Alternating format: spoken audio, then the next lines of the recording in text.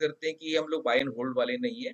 देखिए इन्वेस्टर तो long term है, ओके? एसेट क्लासेस भी लॉन्ग टर्म है, बट सेक्टर और स्टॉक कोई लॉन्ग टर्म नहीं होता है। तो जो हम dynamic style of money management की बात करते हैं, वो रिस्क के एंगल से बात करते हैं कि हम लोग अपना रिस्क को भी डायनेमिकली बैलेंस करते हैं।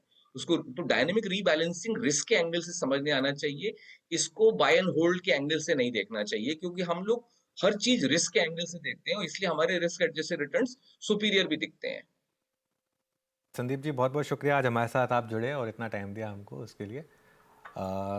नवनीत, तो इस मैं समय एक और बात कहूँगी कि हाँ मिलेनियम और मिलेनियल्स और जेनजी की जो आपने बात कही ना, हाँ कि ऐसा नहीं है कि वो सिर्फ एफ एंड ही कर रहे हैं। नहीं हमारी नहीं जो एस आई पीज आ रही है उसमें एक बहुत बड़ी संख्या उनकी है, बहुत 100% बड़ी बिल्कुल संख्या। बिल्कुल। और वो एक चीज़ देखनी है, चाहे वो एफ एंड कर रहे हैं, चाहे एस आई पी कर रहे हैं या डायरेक्ट निवेश कर रहे हैं, ये क्या दर्शाती है कि उनकी एस्पिरेशन है, उनके अंदर एक रिस्क एपेटाइट है, उनमें एक भावना है कि हमें वेल्थ क्रिएट करना है। और अगर जल्दी चालू कर देंगे, सब लोग प्रभावित हैं कि यार वॉरेन बफेट ने 11 साल की उम्र से चालू करा और आज ऐसे बिलियनियर बन गए, तो उन सबको लगता है कि जल्दी चालू करना है।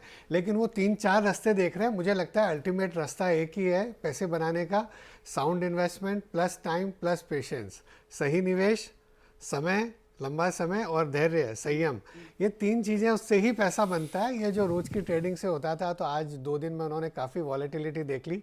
मुझे लगता है थोड़ी सी निराशा उससे होगी और वो सही रास्ते पर चलेंगे और अपनी एसआईपी को आज और बढ़ाएंगे। आप लोगों ने हमशो नोटिस किया होगा, आजकल जैसी सैलरी आ जाती है, वो सैलरी डे सेल कई सारी ई कॉमर्स प्लेटफॉर्म्स पर आती है। हम लोगों को अब एसआईपी सेल चालू करनी है। अब वो वैसे ही लग रहा है। अभी अभी हमारा कैंपेन था वो लाइफ का अप्रेजल, तो उसमें यही था कि अप्रेजल हो गया, उसके बाद आगे का क्या।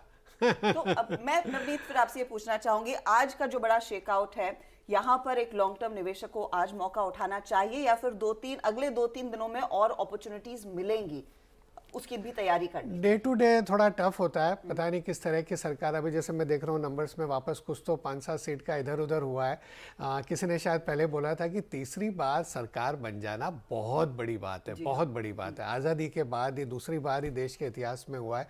दूसरी बार पूरे विश्व में भी देखें तो बहुत कम ऐसी डेमोक्रेसीज होती है जहाँ पर इस तरह का मैंडेट मिलता है। कुछ सीटें थोड़ी कम आई हो भले ही, लेकिन अगर मेरे ख्याल में यही फाइनल रिजल्ट रहता है, सरकार बन जाती है, मुझे लगता है कि पॉलिसीज कंटिन्यू रहेगी और मेरे ख्याल में ग्रोथ का मोमेंटम बहुत अच्छा है। मैक्रो इकोनॉमिक स्टेबिलिटी हमने बहुत वर्षों में ऐसी नहीं देखी है जो आज की स्थिति में।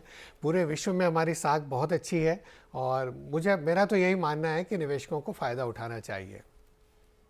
चलिए, तो आज का बड़ा दिन और writing is on the wall, इससे बड़ा मौका शायद आपको ना मिले। अगर यही सरकार बनने वाली है, कंटिन्यू देखने को मिलेगा, तो शायद आज एक बड़ी अपॉर्चुनिटी रहेगी। बहुत बहुत शुक्रिया नवनीत हमारे लिए समय निकालने के लिए। It's always a pleasure speaking to you.